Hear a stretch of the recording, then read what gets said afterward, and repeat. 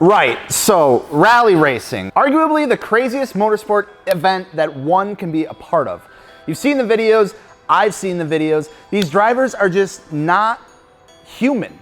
When it comes to the sport of rally racing, not only does it take absolutely massive cojones, but it takes a car that is capable of taking the absolute beating that they will see on the rally course. What is going on, everybody? Jells from Fitment Industries, and today on this episode of the Build Sheet, we're going to take a quick dive into the crazy truth about rally cars, how they are built, and how they're able to handle everything that their drivers throw at them.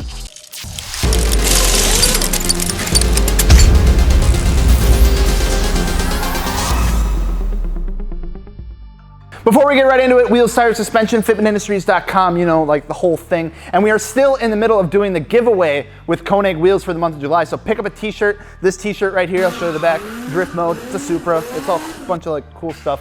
Month of July, pick up a t-shirt, easiest way to get entered in to win. You can check the description, link will be in there below.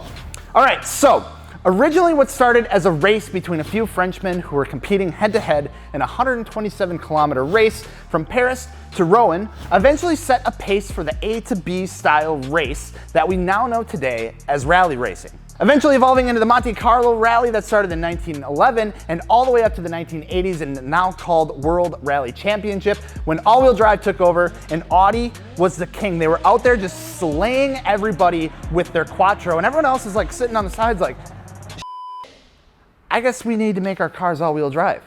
And they did, and it launched a new wave of rally racing.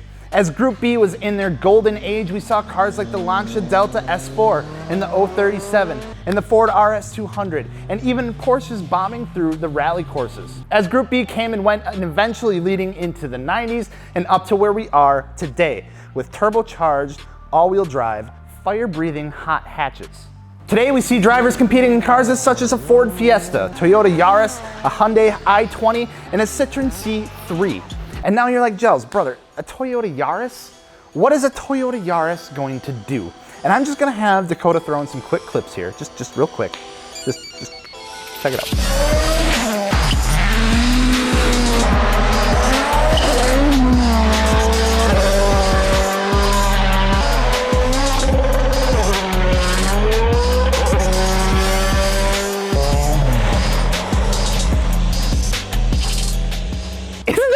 Nuts? I don't know about you, but like, I fucking love every bit of that. Anyway, now obviously these cars are nowhere near where they were when they came off the assembly line. So what is involved in taking that little unsuspecting Toyota Yaris and turning it into like an absolute monster? Well, let's go ahead and take a little look into what is all needed. So first things first, these cars are completely stripped down and gutted right down to their bare bones. Usually they have custom panels made to make them wider so they fit everything. They get a massive roll cage, a bunch of expensive racing gear on the inside, and are converted to all-wheel drive. But that's not really news to you. You probably already knew that. Like, it's a rally car, obviously. That's pretty common sense. But what we're gonna be going to talk about today is some more technical stuff, like some sciencey stuff, because I like that kind of stuff. I like making your guys' brains hurt, so let's get into it. The suspension on these cars is by far one of the most engineered and arguably over-engineered portions of the car. It is what is going to keep the driver and the car planted and let the driver have complete faith in pushing the car to its absolute limits. The suspension is arguably the part of a rally car that makes it a rally car. For the most part, you'll see inverted strut or shock absorber designs in most rally cars. During a race, there are things like mud and gravel and sticks and sometimes small animals that can be flung up into important components underneath the race car. This plus something known as side loading can really start to beat up a shock absorber. In a perfect world, a strut would sit center directly over the wheel and travel only up and down without any angle to it whatsoever. But it's not a perfect world, is it, bud? And there are things called camber and caster and our friend that we just mentioned, side load, and a whole bunch of other stuff that come into play to like really just kind of fuck everything up.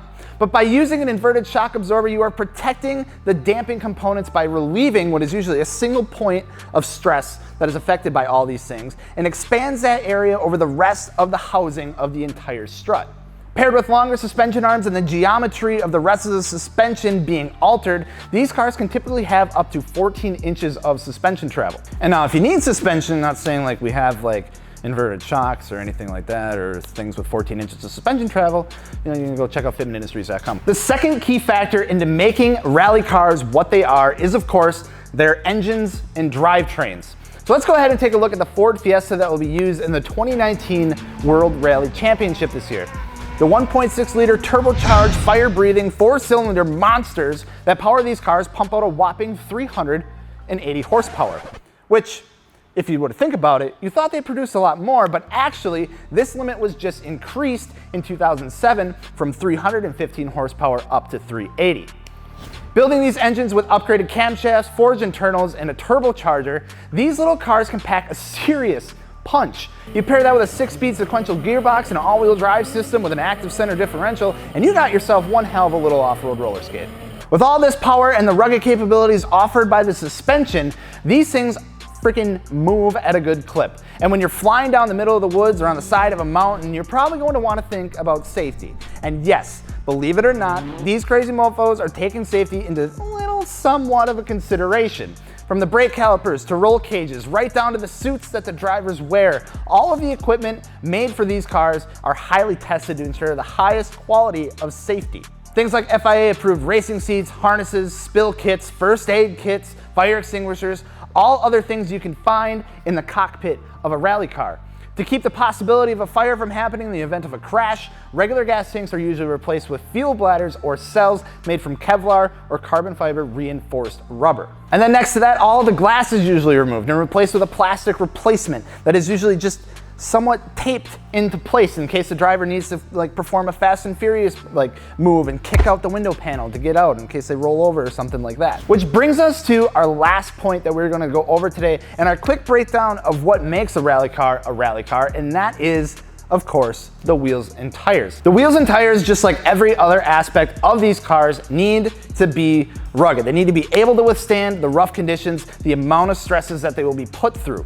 There are companies out there that have the rally scene on lock. Companies like OZ, Sparco, 1552 have become staples in the rally scene as far as the wheels that these cars are running. But even with that, if you're looking at just getting into rallying and you show up to your first event, whether it be a class or some beginner event, don't be surprised when you see people start showing up rocking a set of Steelies, because the reason being is that if they bump into something, especially at an entry-level point, steel wheels aren't going to crack or break for the most part, they're just going to bend. And that's going to allow them to at least get back to the start point and not be stranded in the side of the woods. Other times you'll see even OEM wheels on some cars just because they're able to give the performance of what is needed right off the bat. And when it comes to the tires that are being run, just like any other type of motorsport, you're going to have a specific style tire that you're going to be running depending on what style of rally the cars are going to be competing in. These tires, for the most part, are going to feature thicker sidewalls than your normal street tires,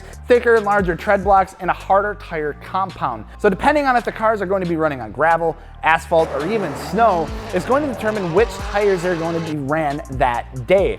Companies like Michelin and even Hoosier specialize in manufacturing tires rated for each type of condition. So what it all comes down to is that the truth is that there is a lot that goes into making a professional rally or rallycross capable car. And they are the furthest thing from stock that is even possible.